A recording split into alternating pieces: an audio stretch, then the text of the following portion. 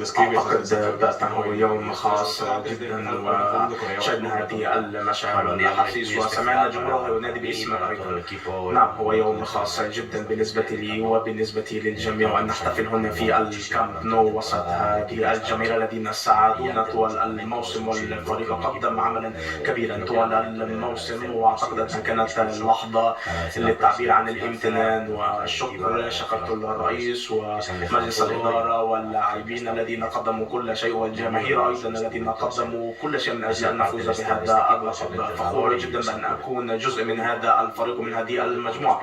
ويوم خاص أيضا لبوسكيتس، والذي فاز بآخر لقب مع برشلونة 9 قبل الدوري.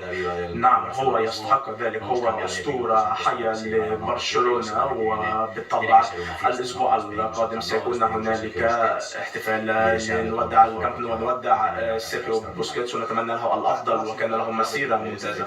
ما كان مفتاح لنقول الانتصار بهذا اللقب؟ هل تعتقد فترة التوقف في كأس العالم؟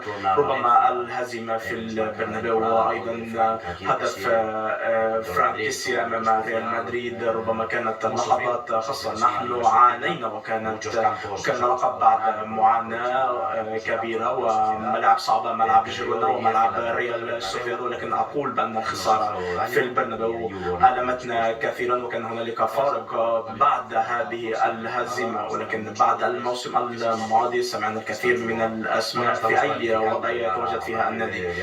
نحن نخطط للموسم القادم من الآن، نريد أن نعزز الفريق، نريد أن نكون فريقا تنافسيا أكثر، ولن يكون موسما سهلا. سنذهب إلى الملعب الآخر، ملعب مونشوت، لنلعب هنالك، ولكن سنعزز هذا الفريق قويا.